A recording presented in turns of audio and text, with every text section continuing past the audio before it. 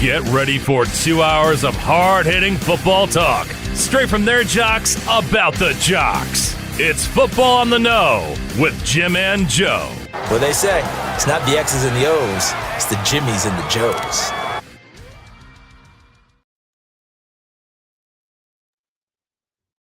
All right, what's going on, everybody? Welcome to another episode of Football on the Know. I am Jim McPhee, and right there is Mr. Joe DeCapita. What's going on, everybody? Welcome back. That's right. This is our second episode returning from last year. I got to tell you, it's been a long time, but we're here, and we're excited about the following season because there's been a lot of changes. And we're going to talk a little bit about some of the decisions that were made so far this offseason. Yeah, absolutely. And the decisions yet to be made too, once we get into the preseason games and during camp, which we're going to be evaluating, and coaches going to be evaluating very closely. So we're talking about quarterback battles, money paid, places, contracts. Let's get into it, Joe. First off, we've got the Arizona Cardinals and their quarterback situation, and is it a fair competition amongst everybody? We know Jacoby Brissett hasn't really showed up. He's holding, private practices and with everybody and stuff. Cause again, he's in that contract dispute, wants to get paid, gets to get that extension and get something a little more for what he did last year. And I don't blame him because, filling in for Kyler Murray, when Murray went down with yet another injury, I thought he was one of the highlights of the offense. And with a backup to be called upon, I think they were even ranked first in attempts passing in the passing game. That was their whole offense because they could have run the ball at all. They were finishing dead last in the run due to also, injuries there at the running game. So they were just running back by committee. So Jacoby Brissett, in turn, had to do a lot of it on himself. And I think he did fairly well. Yeah, it really does hurt too when the fact that Marvin Harrison Jr. Was missing for most of the majority of the season, if not all. And you look at, he had to rely on Trey McBride heavily, which we get. If you're a quarterback in Arizona, he's definitely going to be your favorite target to throw to because he's that much of a difference maker. But also the fact that you brought up as well, the backfield, the injuries, and I mean mounting injuries in the backfield. They never really had a true starter back there. They were always injured. They were playing with basically guys off the street at later in the season last year. So things kind of got out of hand in Arizona. But I do agree that Jacoby Brissett played remarkably well. And it's not the first time this guy's done this. He's come off the bench before with New England and to help them out and secure a couple wins. He's done this wherever he has gone. So he knows his role. He understands it. He's a team player. Now that team player sees an opportunity, even at an older age.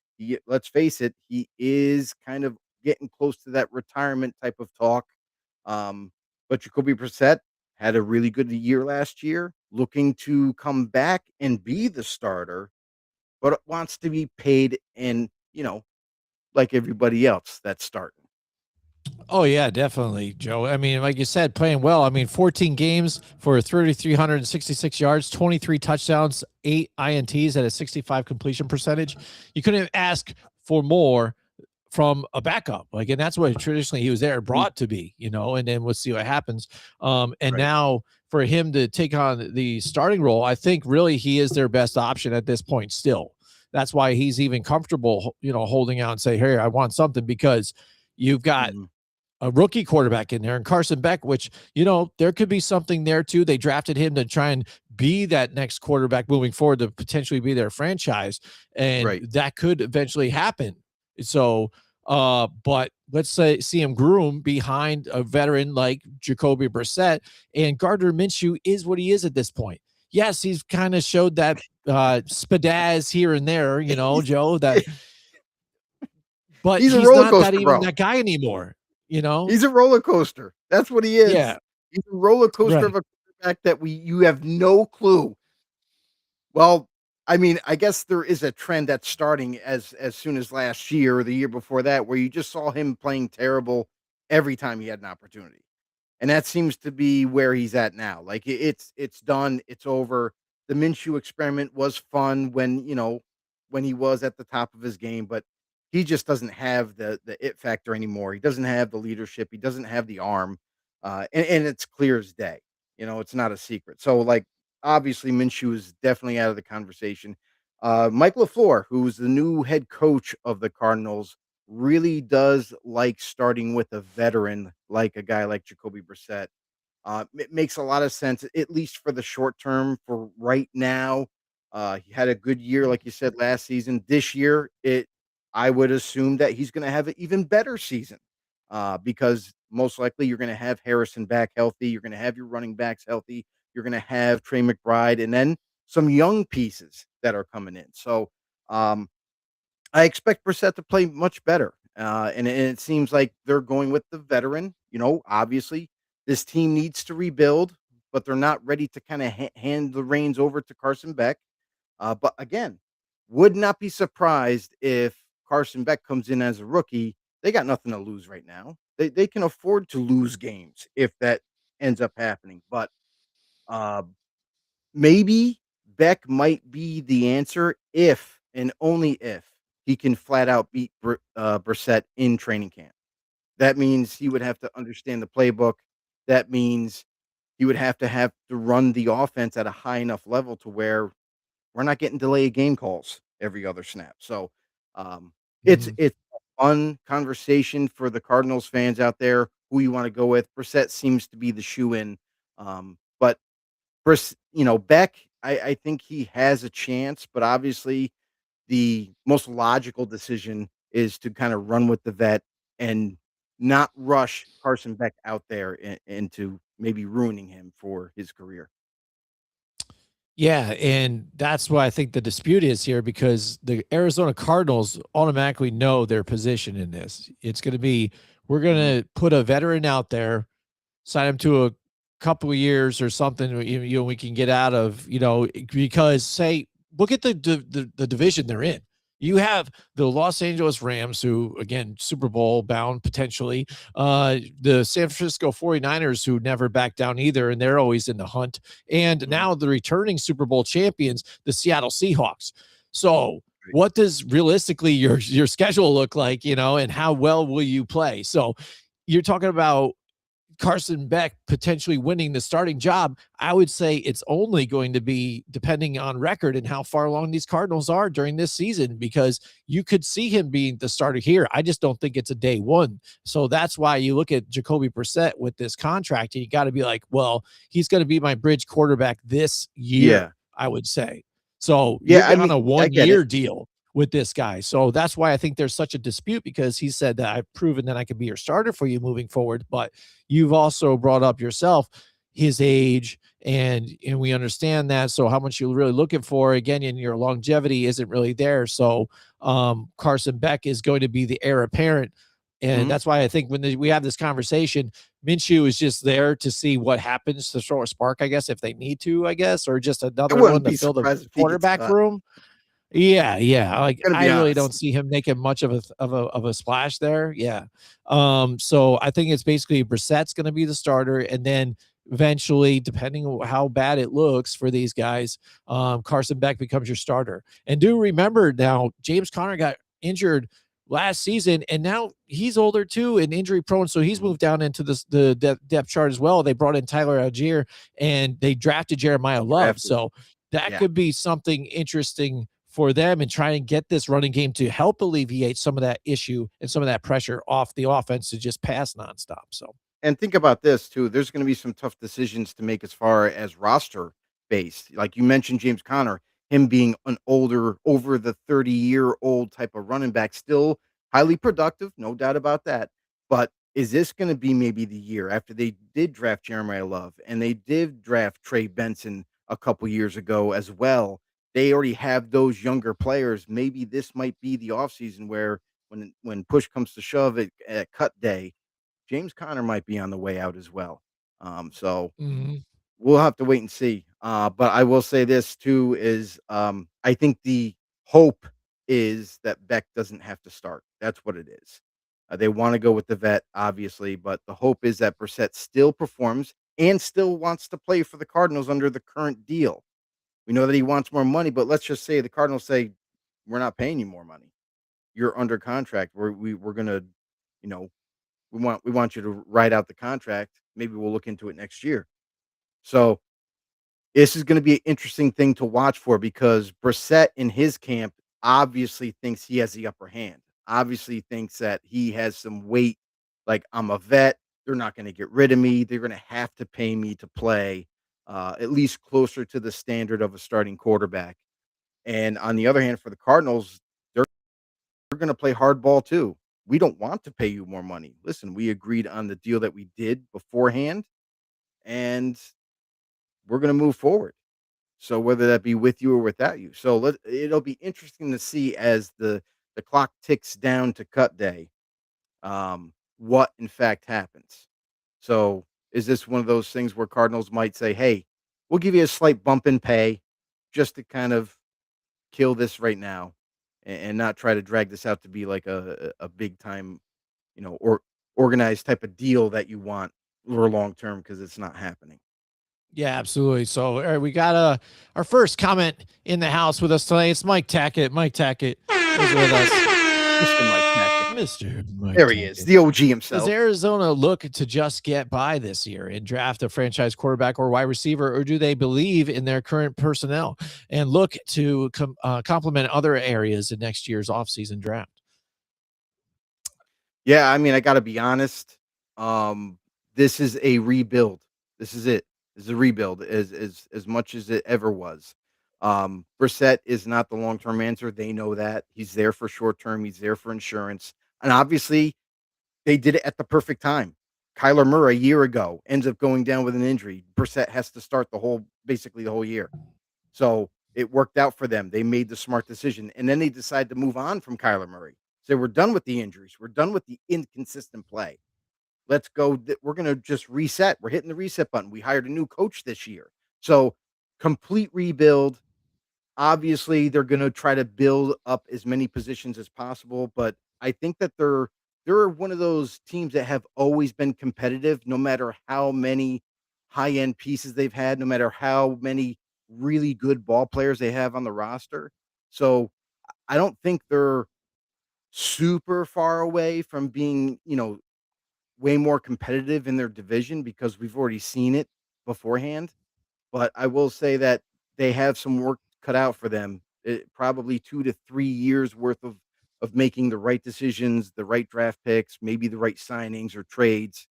And if they do it all right, in 3 years we could be talking about this team in a higher light.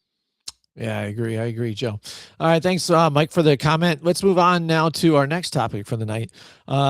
Did the Colts panic now in re-signing Daniel Jones? Was it the right move? What do you guys think out there? Let us know in the comments. Daniel Jones last year, again, started off on fire, and playing at a pretty good level too. And it wasn't until he had his injury, that really sidelined everything for the Colts and started to go downhill.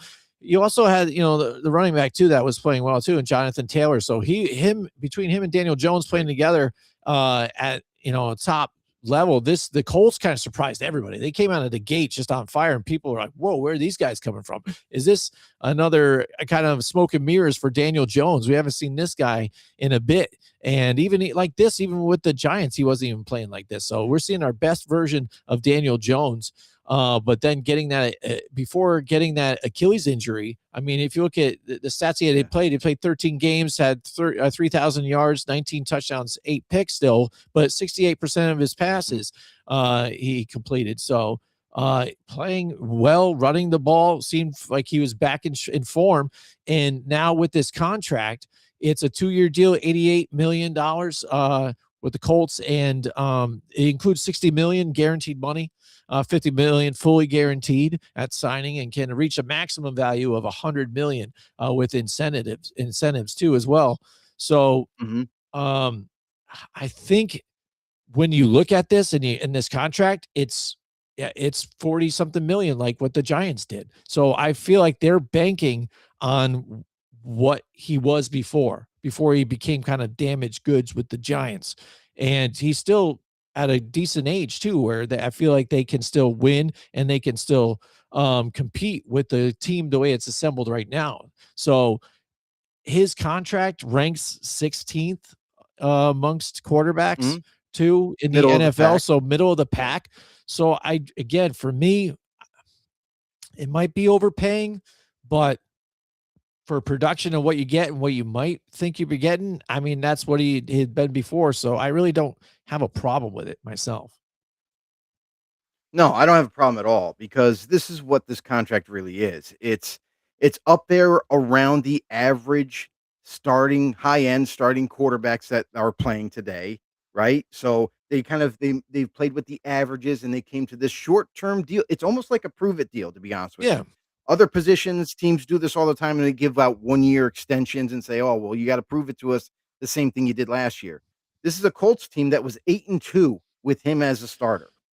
And that's really surprising for a team that was looking down in the dumps 2 years ago, that didn't have an answer, that they drafted Anthony Richardson hoping he would be the long-term guy, but he didn't work out. Didn't work for Sam Steichen, and that's the other thing too, is Sam Steichen chose Shane Steichen, yeah. Shane Steichen, Yep. sorry. Shane Steichen chose Daniel Jones to be his quarterback. He really does believe in him, and that's, I think, something that Daniel Jones has always needed. With the Giants, I'm not saying that they just flat out didn't think he was going to be, good enough for them, but let's say honestly, maybe the offense didn't fit him. Maybe the coaching staff didn't work between him and their teachings, but didn't play so well with the Giants. So there wasn't a whole lot of hope when he was available. Colts took him in. They saw what they said, "This type of quarterback, this is all I need." Shane Steichen said, "I got this. I'll make this guy a much better player than what he was with the Giants." And kudos to him, they did that. So, for a quarterback, you're basically going off of what he did last year, only one not even, basically half a season. You're basically going off a half a season of production with this offense, and you're saying, "Hey, we're gonna gamble a little bit. We're gonna give you like kind of like a 2-year extension. We're gonna give you some money up front, and let's hope that this works out for us." Because they didn't have an answer otherwise right now. So it was almost like they were forced to do this deal, but they didn't want to do it long term. And I think this is going to work out best for both sides. So you got new talent there, younger talent. Michael Pittman Jr. goes to Pittsburgh. They drafted a kid who I happen to like a lot from Oklahoma. I'm hoping for the kid to make a splash this year as a rookie. So and we're don't forget Jonathan Mhm. Taylor. He's the running back. He had a stellar year last year. This offensive line though went through some changes. So there's going to be a lot of variables right here. Are the Colts offensive line going to be up to par to keep him upright? Because that was an issue with the Giants, and that was part of the problem. So if the pressure increases and he doesn't play well, they can still get out of this in the short term and go find their next quarterback. Mhm. Yeah, absolutely. Mike Tackett says, in a league where we see so much watered down talent, why isn't anybody trading for Anthony Richardson? Is it because he's made of glass or just another failed project? He's a failed project for the Colts. Definitely. Maybe a change in environment for him, maybe a new coaching staff, different type of offense. Maybe it fits him better, depending on who he ends up going to. But uh, again, it just didn't work out in Indy. And if teams out there were literally took him off their draft board for a reason, true quarterback in the sense of the word. He's not a pocket guy. He doesn't always make all the great throws. His uncanny ability is his size and his mobility. That's really what it is. So if he can't execute the throws and he's holding on to the ball and he's running around like a chicken with his head cut off, it just simply didn't work out. And maybe it'll work out somewhere else, but as you can see, it's been crickets. There's been no Yeah, talk in the offseason nothing. about any one team really going after Anthony Richardson, and that's gotta be telling. Yeah, absolutely. Even to take a shot where they've looked at other veteran quarterbacks and things to kind of jump into other spots and fill those roles. So, yeah, that's Mhm. definitely telling. All right, so let's move on to our next topic. The Minnesota Vikings. Now, this is an interesting thing too with this. This is more of a battle than we would say with what's going on with Arizona. When I look at this one, because yes, they brought in Kyler Murray to be that guy now, because obviously when you looked at the way JJ McCarthy was playing last year, when he getting the chance to actually get thrown into the starting role, did not perform well. He played 10 games, was banged up, threw for 57%, not even 2,000 yards, 1,632. The big kicker here is 11 touchdowns, 12 interceptions. He had 4 touchdowns and 8 interceptions in his first couple games. So, I mean, it did not start off well for him. He didn't look really comfortable out there. Started to get a little bit more of a rhythm towards the end with everybody. But from what you were even hearing from other guys in the locker room, and even mainly the guy, Justin Jefferson, not a lot of confidence in the quarterback. And that's what you really need. So when they bring in Kyler Murray, they're looking to say, okay, well, I can run this West Coast offense that, Kevin McCarthy does here. And Kevin O'Connell, why did I say that? Kevin McCarthy. But Kevin O'Connell runs, but have that ability to kind of escape and run out and get out of harm's way, and also that arm strength to bomb it down to Justin Jefferson, who gets open a lot of times and often got frustrated last year. So this opens the offense up a bit more. But what you're dealing with is right now with the constant pressure, and they're pressuring him on purpose. And they said that they're having this competition. So you're getting split time with the one. So you're not getting full time with everybody, but also NFL equivalent to NyQuil. I love John Turner. I love it. But you're attacking the spots where everybody knew he was weak. Kyler Murray, you don't study, you don't do this, you don't that. Well, now I'm forcing you to have to study. You have to kind of work hard. You have to learn this offense really quick. I'm not going to just let you sit on it. You want to win, you want to do this, you got to do it now. We need to see it now. So you need to learn it in half the time. And that's what I like about this, and why I think it's an honest competition, at least off the start, because you bring in this guy, you're going to pressure JJ McCarthy to get better. And for him, he actually has the information already from last year and comfortable in this offense. He just needs to play better and show that he can. The only thing is with Kyler Murray, again, turnovers are a key. Turnovers, lack of vision in between the tackles, over the middle of the football field, and injuries. Those are all the negatives for Kyler Murray, and they're pretty serious when you're playing one of the highest paid positions, uh, actually the highest paid position in football, which is the most important one, quarterback. You need to be able to execute. You need to be able to be consistent every week as much as possible, and you do your job. That's giving opportunities to the wide receivers that you have to throw to. And Kyler Murray's kind of been up and down his whole career. You go back to the Arizona Cardinals.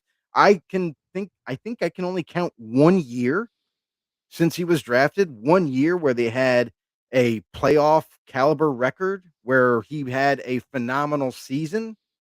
But it's been a really long time since we've seen that out of Kyler Murray. And maybe it was the coaching back then. Maybe that's why he accelerated and produced. And now when you have coaches coming and going in Arizona and not really being able to settle into any one offense, besides Cliff Kingsbury, maybe that was the only one that I can kind of point to where he was there for multiple years, looked pretty comfortable in it, had decent years, but not great. Kyler Murray now getting a whole new environment in Minnesota. And guess what? He's never had weapons as good as this. I mean, this is cream of the crop of wide receivers. Justin Jefferson is there, at least for the time being. I don't know. There's been a lot of chatter in the offseason about maybe Jefferson thinking about requesting a trade to go somewhere else, but he hasn't done that yet. So uh, right now, looks like he's going to have one hell of a receiving core to throw to. He's going to have a really good backfield to hand the ball off to. He's got a better offensive line than Arizona did when he was playing. So if he can, maybe that limits the injuries for him. Maybe we do see a different type of Kyler Murray, a better one, a more consistent one. And I think that's what Minnesota fans are really hoping for. Now with JJ McCarthy, still super young in his development. Like I think Minnesota understands this. Kevin O'Connell knows how to coach up quarterbacks, knows how to run an offense, obviously. But with JJ, it seems like he needs a lot more time to get acclimated to this level of football. And we've seen very few brilliant moments from him as a quarterback, whether it's his legs or his arm, but not nowhere near the consistency as he needs to be in order to lead this team and to go and get those wins. So I think that Minnesota is vying for the veteran now. They're going to go with Kyler Murray. At least that's what it seems like on an outsider's perspective, is that he's the favorite. They brought him in for a reason. And maybe, Kevin O'Connell can come up with some interesting offensive plays with Kyler Murray, utilizing his mobility as well as his arm. And I think it'll be pretty exciting. But for JJ McCarthy, this is a very bad thing for him. We talk about development with him. He's still obviously still young, but this kind of opportunity is kind of ripped out from underneath him now.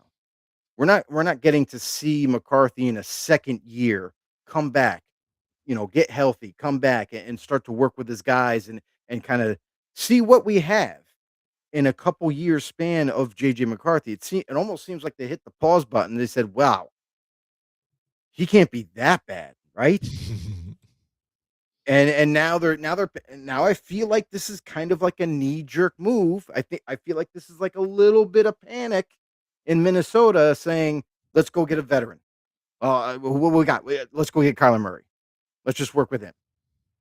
So this is Jim, I gotta say, this is a very odd situation, I feel like this is something where it's almost in a sense, it's almost like you're giving up on McCarthy already. You haven't even really seen him develop and seen him on the football field get experience. That's the number one thing for quarterbacks. If he's not going to be out there on the field, he's never going to learn. Mm. So I think this is one of those things where Minnesota knows that they have a team that can win right now. And they said, you know what? We got to go with the vet right now because it gives us the better chance to win now and not wait 2-3 years down the road. Right. And we got a good comment from John Turner as well. Short quarterbacks need Hall of Fame lines. Owners aren't that patient. Yeah, they do. Yeah. And that's what you've got two short quarterbacks there. And Kyler Murray, that's been his big knock. And I know Joe had the meme going. Yeah, that's what you're talking about, Joe, because I feel like now with Kevin O'Connell being there in a few years now, and they've had success and they have all that talent. I think now people are starting to look at him and say, all right, man, you need to start winning for us now again. I mean, even though he had a 14 and something record before, then 7 losses, and then now 9-8. It's like, are we going up and down, up and down? How are we playing here? So I think it's the time's ticking for him, especially with how many good teams are in that division, and it's tough to win in that division where you've got the Lions and the Packers still competing now. Now look at the Bears and what they're doing. So he needs to stay alive, I think, for his job as well, and he needs to get this quarterback thing kind of straightened out, at least for the time being. And that looks like you're absolutely right for Kyler Murray. Mm-hmm.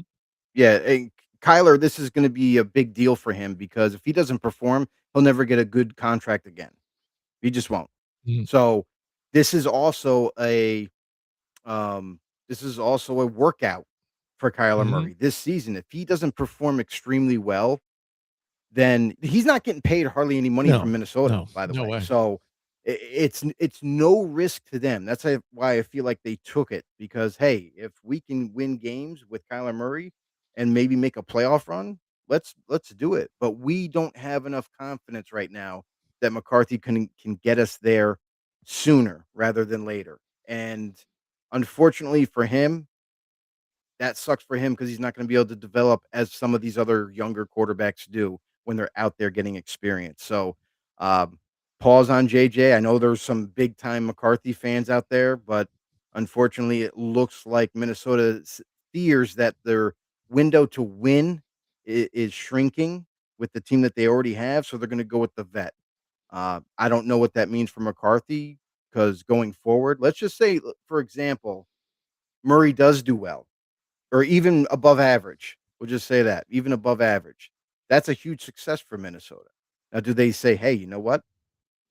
Just think of what we could do if he's in the system another year. Let's extend him." Now you're kicking the can down the road with McCarthy, and before you know it, maybe O'Connell loses his job 2, 3 years from now. Maybe they fire him. Now a new uh, coaching staff gets implemented. What does that mean for McCarthy? He wasn't drafted by them. Mhm, They have no mhm. attachment to him. Maybe he gets let go, and now he's trying to find another job. This is the ugly world we live in with quarterbacks when they aren't given the true opportunity early on and kind of getting forgotten about and end up becoming backup quarterbacks the rest of their career. Yeah, that would be a worst case scenario for everybody, all that's involved. For Justin Yeah. Jefferson, for the quarterbacks, the head coach, the team, with how successful you've been, that you would Mhm. want to try and again make at least another playoff run to make it something for the fans too. Because like I said, now the fans are starting to grumble because you haven't been able to get anywhere, and look what you're putting out on the field. So, um, Yeah. yeah, overall, I think that's where it's still going to end up being, but it's something Mhm. to look at and to see how Kyler Murray performs under this type of pressure. So I like what Kevin O'Connell's doing to him to try and get him to really win this job. Say, hey, this is your last shot, buddy. At least for the NFL. There's other smaller leagues and whatever. He's very athletic and a lot of skill set to do some other stuff too as well. So all right, so let's move Right on on. to the big D. Decisions in Dallas here.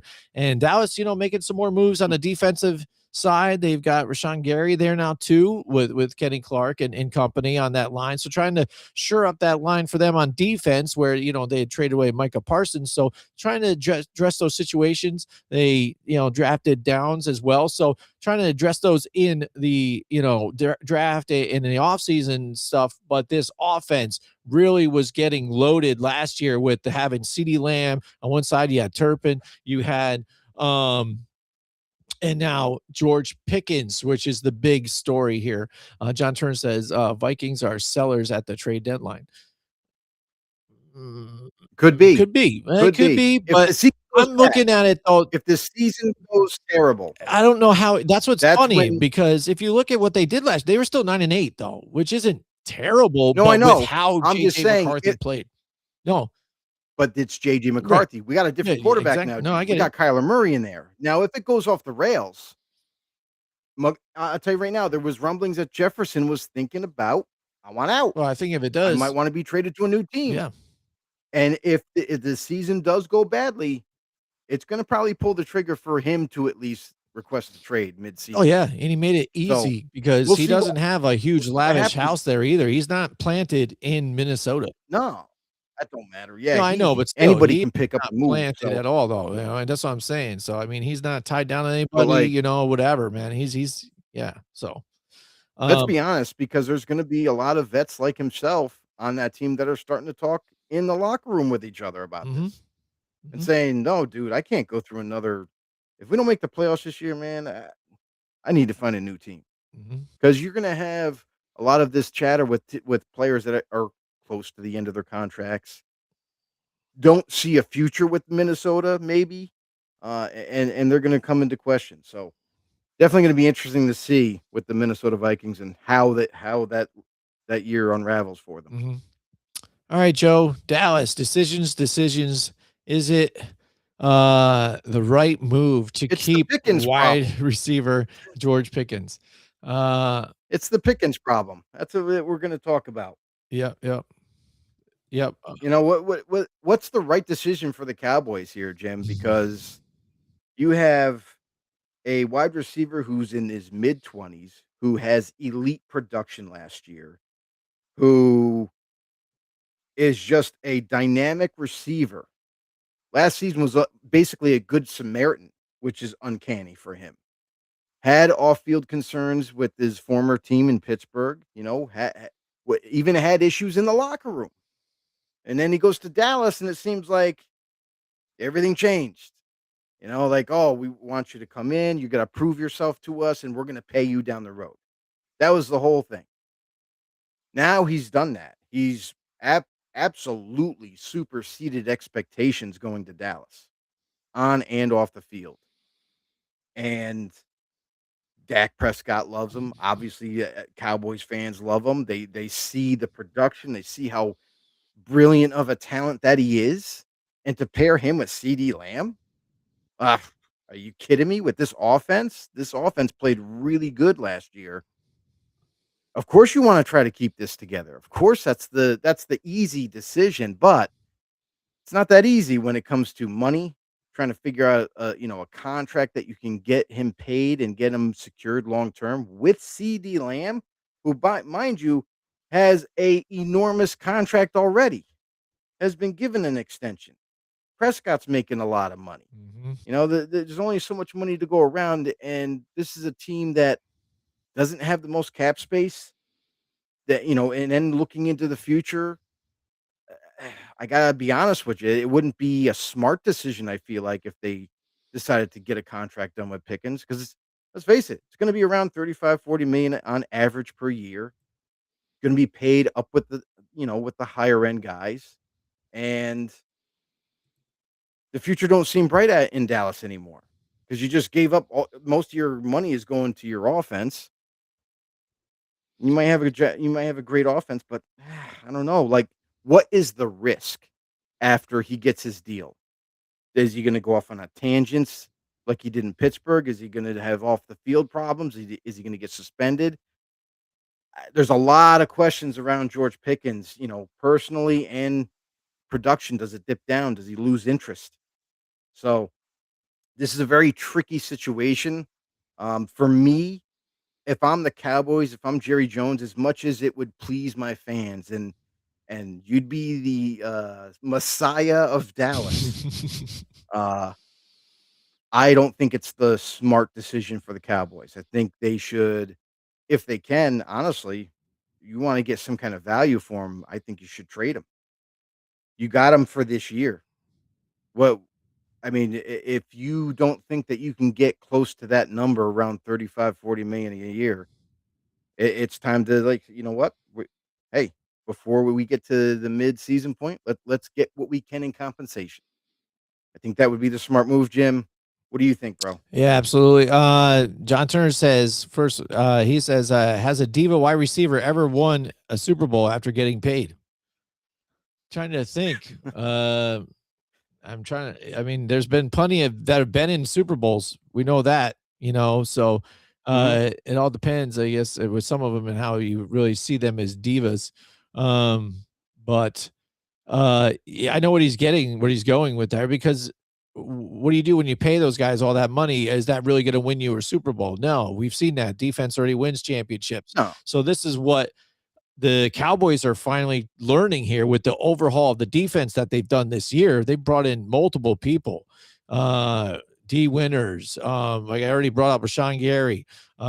You've got, Jalen Thompson too on top of it. So bringing in that defense to help it, because last year we were talking about the offense and how well they were with George Pickens and CeeDee Lamb. They're ranked, I think, 7th in overall offense. Those guys were just lighting up on fire, but it was much like what you saw with the Cincinnati Bengals. You can score, you can have that great offense, what they're doing, bang, bang, bang, bang, bomb, scoring. But when your defense is a sieve and just the team scores right back, and then you just sit there, you just put your helmet off, and now you have to put it right back on again to go out there and try and score again. It's a little ridiculous. So now you bring those guys in. So like you said, Joe, you can't pay everybody. So you got to try and keep a solid nucleus of everybody. I'd say keep them on a loaner right now with this year, like you're saying, and then make it trade bait to go somewhere else. That way he's happy. He's still only 25 years old right now. And I feel next year you can fill the gap with another rookie wide receiver or something. You still have some other talent deep for you as well, especially with their kick returners, and Turpin's still there too on top of it. And you've run in some other talent. I think you can make it work still longevity wise. You don't need to have 2 elite wide receivers to win in this league. And you saw it even last year with the Seattle Seahawks. Yes, I could say, Jackson Smith-Njigba. Yes, absolutely. He jumped right into that starting role to be the guy. Great. But bringing in another guy who's like a 1A, would be even, next wide receivers, Rashid Shaheed, really kind of turned it on there.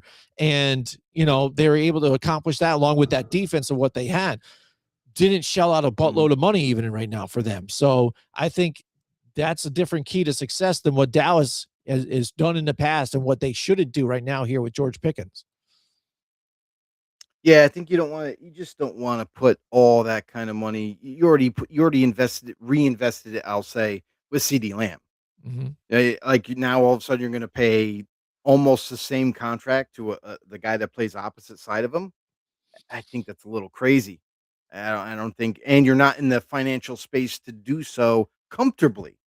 This wouldn't even be a conversation if next year Cowboys have 50, 60 million under the cap. Be like, oh, just get the deal done, and then you can keep them. So, but that's the problem is they don't have that kind of money. Go at least going into next year as is today, they don't have it unless they do some jockeying around. They redo contracts. They, give out a huge signing bonus to each player that makes a lot of money, and that reduces the cap, and then maybe they can get something done. So maybe Jerry Jones is going to have to open up that wallet of his to kind of get something done here. Whether that be with Pickens himself or with other players. We've seen it before. Make it all fit, make it all work. Yeah, that's why it's kind of funny. Other funny. teams have done it. We've seen it before, and that's what's kind of funny with the Micah Parsons thing, and that whole thing fell out because how many times does Jerry Jones say, this guy's not worth it, blah, blah, and then we'll get it, get a deal done, and they let it sit forever. Meanwhile, other people get paid, so that it makes the amount even bigger, and then they pay it. So that's why the Micah Parsons thing, Parsons thing was just crazy for me. Yeah. And now with Pickens, luckily right now there's no other wide receivers out there trying to get paid, so it's not bringing that market up there. But I wouldn't be surprised if he's like, oh, let's just stretch out. He's not going to sign the tag, and then he unloads the money and does it anyways. But if he's smart, pay attention to what's going on in Cincinnati. It's right there in front of you. They did the trial for you. Yeah. You know what I'm saying? Joe Burrow, pay my guy this, pay this guy this, pay this guy this. You've got Jake Ferguson. You've got another young tight end too in this offense too with you that's been playing well. And you've got enough, man. You've got enough toys. You don't need to pay everybody. Right. And that's the thing. You see what happened in Cincinnati where you pay two receivers high-end money. Obviously, Chase making the most, but you pay two receivers high-end money to keep them there. But now what suffered? Free agency going to bring in defensive players, which is a critical need or has been a need for the Bengals this offseason. Now, they did add some talent to that side of the ball. They spent some money this year. Good for them. Reinvesting in that side of the ball. But beforehand, a year ago, we're talking big money contracts going to T. Higgins and Jamar Chase, and they couldn't really do anything else. So, I think this is a bad thing if the Cowboys kind of reinvent what Cincinnati did and try to keep two high-end bona fide receivers together when I just don't think it's the right time. I don't think it's the right decision. I think financially it doesn't make any sense. And I think for your long-term goals as a team to win another Super Bowl, I think it's going to set you back more than it's going to help you. Absolutely. John Turner's out there again. He says Jerry likes chunk yards, but chunk yards require long dropbacks. And can Dak hold up for a full season of long dropbacks? Absolutely. And I don't think the offensive line they got is really good now. So, no, I get it. I think that they're going to be fine. Yeah, but that's what they were doing last year. I feel, again, I said it all last year too, that George Pickens is a bit handsy and gets away with a lot of crap, especially push-offs. Every receiver does. He is. It's blatant right there. There's it's a lot ridiculous. Refs let them get away with it. But that's where they were able to get chunk yards out of that. So maybe that is their intention. And they're like, all right, let's just kind of just blow everybody by everybody. They have a lot of speedsters out there too with them. So maybe that's their case, but we think it's a bad idea. So who knows? Jerry Jones will probably do it, right, Joe? Absolutely. It only makes sense if Jerry Jones doesn't make sense. You know what I mean? Right. Absolutely. So, all righty. So there you go. That's the decisions that have to get made in this upcoming camp and before preseason starts. So it's going to be interesting to see some of these things as they unfold. Let us know in the comments again, and make sure you guys like and share the videos. We appreciate you guys joining in with us. Shout out to John Turner out there too. Hashtag know-it-alls. He's an old school guy too. We love it when you tune in too, buddy. And Mike Tackett. Mike John, Tackett. Yeah, it's guys. been a bit. We're getting gear back up, so it's a little slow here, but we're getting back into Right. everything again. We've been on a vacation, so Hey, we're trying to find things to talk yeah, about for man. you guys, We're but gonna have some big it's guests one of though those too. lulls of the Yeah, season. we got some guests lined up, man. We've been doing some serious networking in our time off, so we got networking going on. So we've got some guests coming up the next couple of weeks. So stick tight for that. We appreciate you guys out there. Joe, anything else? Just say, hey, listen, if you can subscribe, would be much appreciated. Thanks for all the support for all the OG know-it-alls that always seem to chime in, always seem to drop in the comments. We want you guys to also join the starting lineup, become a know-it-all. Let's get on this roster today, baby. Come on, subscribe. So we'll see you guys in the next one next week. Listen, if you guys have any things that you may want us to talk about, any situations in the NFL with your team or a team that you're interested in or a player, make sure you drop in the comment section down below as well. Thank you guys. Yeah, absolutely. See you guys in the next one.